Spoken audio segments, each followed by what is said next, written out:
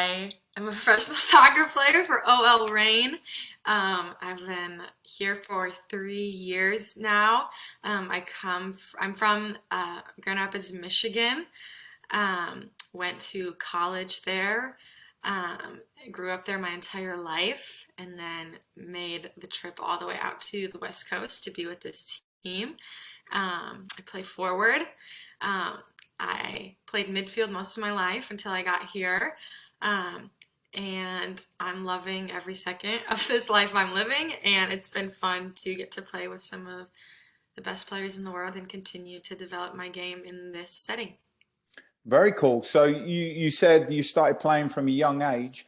From a young age, who was like a sporting role model for you, or who was somebody that inspired you to perhaps play sports? Yeah, I come from a big family, and every single one of my siblings played soccer. So it was kind of just embedded into our family that we were all playing since we were three. And so every weekend was spent at a club field the whole day, seeing everybody's games. And so my family honestly was one of the reasons why I was in it, why I stuck with it. But then looking broader, like people that I really looked up to when I was growing up, Mia Hamm, Christine Lilly, those women on the national team were people that I kind of idolized and were like, wow, it'd be so cool to be like them. So growing up, I'm actually the youngest of three boys, right? Growing up, where did you fall in your family in terms of the ages? And also, did that sort of make you work harder, if that makes sense? Like I was the youngest. If I'm being completely honest, my brothers never gave me anything when we played. One was a goalkeeper, one was a field player. Well, he calls himself that. And I always had to work incredibly hard, but in reality, I thought that was a good thing for me when I grew up. So where did you fall, and do you think your siblings, based on where you fell, helped you as a player when you were younger? Yeah, so I'm fourth out of five. So I have one younger sibling and then three older. Um, I have an older sister, so I think it's just us two girls. And so I feel like there was always a competitive nature between us two. She's 3 years older than me, and I always wanted to prove that I was better than her or could compete with her, be on the same team as her. And so there was always kind of like that rivalry, and she was always like, Beth, no, like you're not good enough. I'm 3 years older, like you can't hang with me. So that was always fun. And growing up, it was more so my younger brother. He plays goalie, and so we would always go out on the field, and I would kick around, and he would think that he was unstoppable, but I'd beat him in a penalty shootout, things like that. That just kept the sibling rivalry going, and made it all the more fun. And it definitely like pushed me because I wanted to be like the best out of all of the siblings, as each of us did. Yeah, for sure. There was a 3 year age group between, or age drop between me and my brothers as well. And it was always like you had to work the hardest just to get any degree of success there. You mentioned Mia Hamm, Christine Lilly were your role models. What specifically were the things that perhaps inspired you? What did they do? What inspired you about them as athletes? Definitely with Christine Lilly, I feel like it was just her work rate and passion for the game. Obviously, the iconic photo of when they won the World Cup, like that's just how I see her still to this day, of someone who just had so much passion for the game and love for the game, and that showed on the field and how she played and how she performed. And that was something that I wanted to embody for my whole entire soccer career. That's something I still want to do. I never want to lose like that love and passion that I have for the game. I also read, growing up when you were at college, you won two national championships, which is a pretty cool achievement. One of those, your sister actually played in it with you. What was that like to play in a national championship, win it, and actually play with your sister? Yeah, that was absolutely incredible. So a little backstory on that. We played together in high school too, and we hated each other. Like did not was not on speaking terms, like we're not friends, and we won a state title in high school. And so when I got the and then by the time she left for college, our relationship started to get better. And so when I committed to the same college she did, and we won that national championship together, it was just a cool accumulation of like our journey as sisters, but then also as soccer players, to win a state title and then a national title together was just so cool. We played in midfield together, so it was super fun to just interact with her on the field. And that's like one of the highlights I feel like of my life. To get to do that alongside a sibling was so cool. Now, so you played in two national championships at college, which was not many people get to do that. You won both. What would you say if there was one thing that springs to mind? What would you say stood out in those victories, going all the way and winning a national championship? What was the one thing that helped your team win those championships? There's definitely a special mindset you have to have. With our national tournament, we played my freshman year, we played 4 games in 5 days.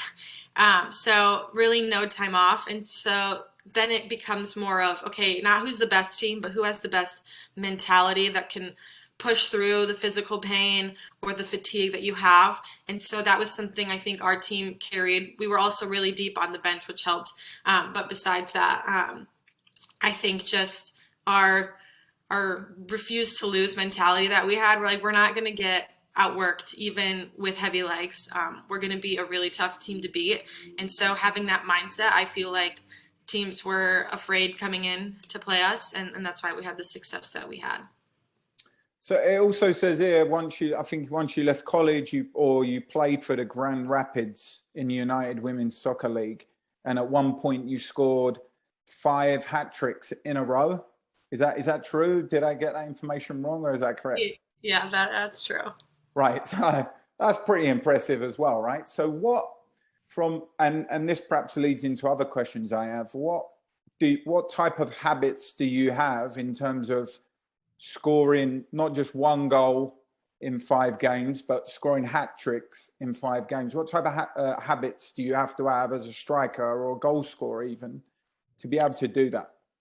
Yeah, as a striker, I always ask myself how I can be in the most dangerous position, whether that's receiving a ball, whether that's being in front of the goal. As a 9, it's your job to score goals or to create them, and so I feel like that's always in the back of my mind, and I always try to get in the frame of the goal, however that looks like. And it's great when you have teammates who can get you the ball in those dangerous positions. And lots of times people say I'm in the right place at the right time and I'm just lucky, but I feel like it takes skill to do that, because you have to anticipate where it's going to go or have the knowledge to be in those spots. So that's what I talk to like younger forwards about is to just get in that habit of being around the goal and being goal hungry, because I feel like if you have that little knack inside of you, you'll see the goals come.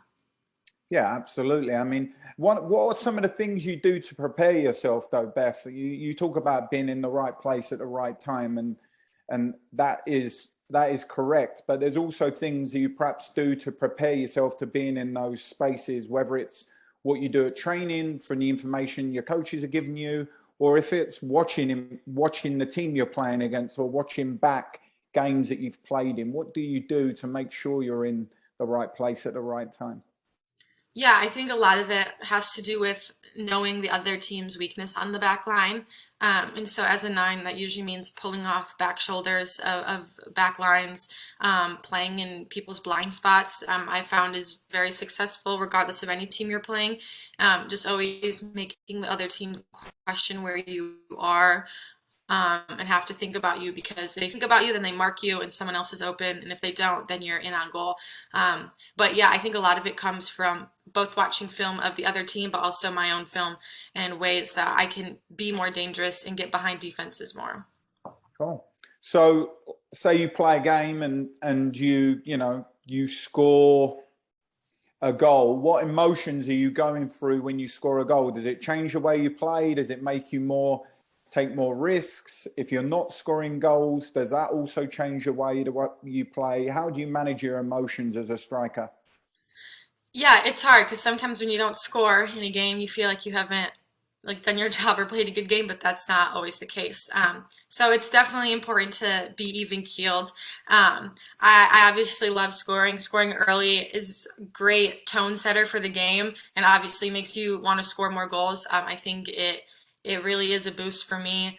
and for the team in the sense of confidence, and does allow us maybe to take a few more risks, to put a few more in the back of the net, especially if it's early. But yeah, even on games when I don't score, I can't be upset, because there are still things I'm doing that are contributing to the success of the team, and that's always important to keep in the back of your mind and know that individual success is not just based off goal scored or assist given. Okay, what does a normal day look like for you then? So whether it's a game day or whether it's just a training day, what does it look like for you in terms of your preparation for being at your best when you step on the field? Yeah, I'm all about clearing the mind and getting in the right spot before games, and so um, a lot of that preparation just comes from getting outside of my apartment, going for a walk, just getting away from screens, just putting my mind in a good spot, trying to visualize certain aspects of the game, visualizing me scoring, manifesting it almost. So I really enjoy, whether that's just listening to a podcast or going outside, just calming myself, not filling my mind with things that could stress me out, or get me anxious. And yeah, by the time I show up to the field, I feel like I'm usually in a really good headspace, and then the team is just there to hype me up, in the locker room before the games, and get me going. What's the one thing, Beth, even when I played, even now as a coach, when I coach, if it's a big game or it's important to me, what's the one thing you do to control your butterflies? Is it going for walks? Is it listening to podcasts? You've played in some huge games. What's the one thing you do to sort of calm yourself down, if you like? Yeah, I really like to journal actually, and so just getting all my thoughts out on paper, I think really helps me because it gets it out of my brain. So that actually really helps clear up a lot, and just to write down what I'm feeling, what I'm thinking. I feel like that is honestly the best thing for me to do, and something that helps get my mind in the best spot. Okay. Well, right now you're absolutely on fire. I mean, you're leading the league with 9 goals. That's an unbelievable achievement. What would you say is the one strength that makes you the most incredibly dangerous player right now in the NWSL? Oh goodness. Do I want to reveal that? Um, You don't have to, but kidding. okay. So what things help you? What things have helped you be successful? Whether that's being in the right spot, whether that's movement off the ball. Um, I don't know how many of the NWSL defenders are going to be watching or listening to my interview with you, but No, no, I'm yeah, I'm sure, just I'm sure the messing. students will. I'm just messing. Yeah, I feel like one of my biggest strengths is my ability in the air on crosses. Obviously, I think I've scored more goals with my head this year than my feet. And so part of that is just our coaching staff always tells me to just stay in between the posts, especially when the ball's out wide, just so I can be in a dangerous spot. And so I take that to heart. I just plant myself right in front of goal, and the balls that have come in have been great.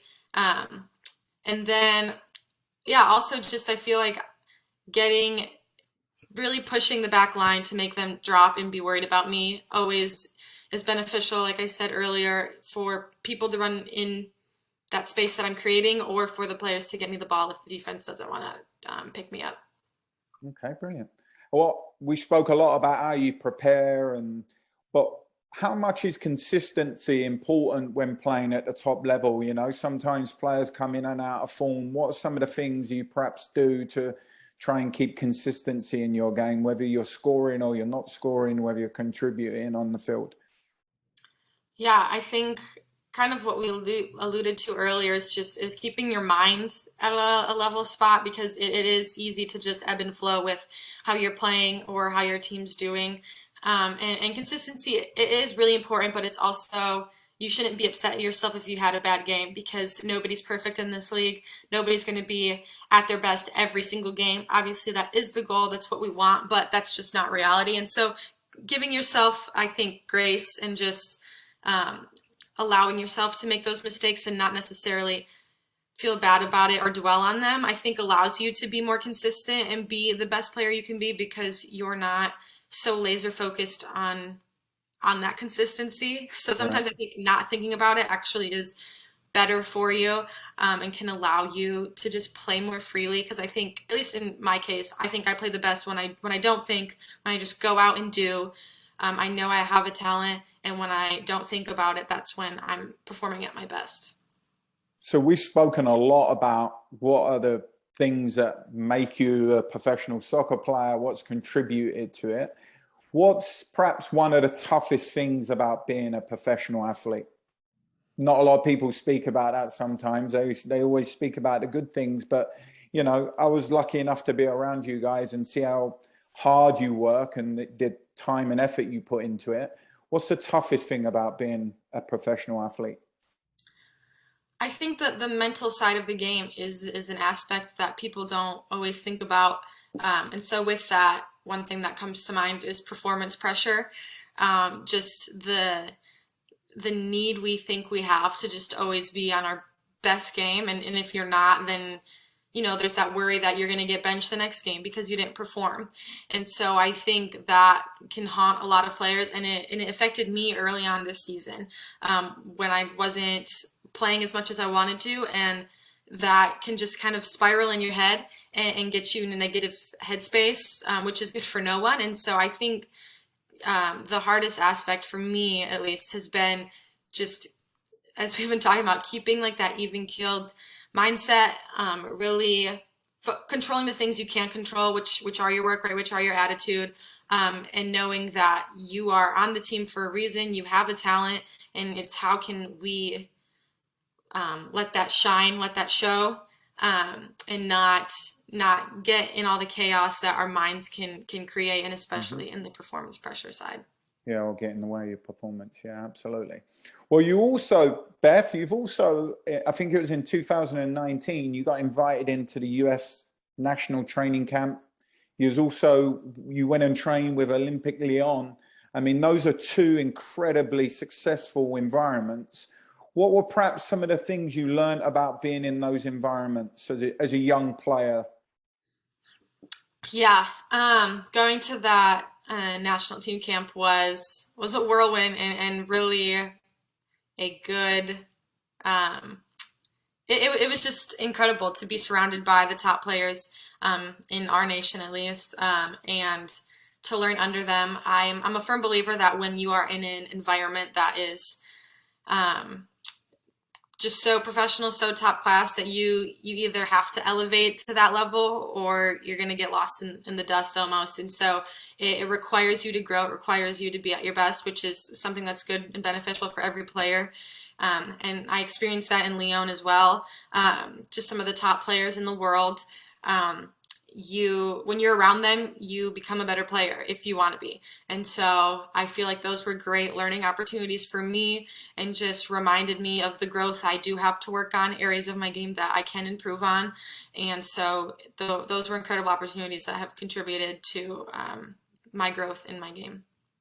So you said it briefly right at the start. You said that you started off playing in midfield, and then when you moved to the West Coast, when you moved to Seattle, you become a striker. What's perhaps the one bit of advice you'd give a young player who plays as a striker or just wants to go to college and play at a higher level? What's the one piece of advice you'd give them? Hmm. Um, I said it before, I'll say it, I think it's to control the things you can control. You can't always control who's recruiting you or what position you'll play or how much time you're going to get, but you can control your work rate, your desire to grow, your attitude. And I think those things are so important, and, um, are the reasons teams are successful when players have that mindset, when they have a team first attitude. I think it's easy to sometimes get lost in your circumstance, but, I don't think we should become defeated by necessarily the struggle that we're facing. We should use it to motivate us. And so, whatever adversity a player is facing, I think they can turn into a positive. And, I truly believe it only makes people stronger. And so, um, Yeah, I think I really just think that the work rate piece is so huge and something coaches look for and admire in players when they can just put their head down and run through walls, and not be phased by anything. I think that's a really important aspect. Brilliant. All right. Last question then. Appreciate your time today. Do you have any secret talents that we don't know about Secret talents. away from the soccer field? Away from, okay. Secret talents. Um, Trying to think of like a unique one. I like to draw, so I draw. I have a sketchbook, just Okay. painted last night. I like doing that. Anything specific? Like I like drawing like plants and flowers, Okay. abstract faces, that type of thing. Very Um, cool. So that yeah. if you wasn't a professional athlete, what would you be then? Would you be an artist? No, I love science. I Okay. love that aspect, so I would probably be a doctor, Okay. actually. That Cool. was the route I wanted to go. So, um, particularly, I'd love to be a surgeon, actually. I love human anatomy. I love the body. And that stuff doesn't gross me out. It actually like intrigues me. So I thought that would be fun to do.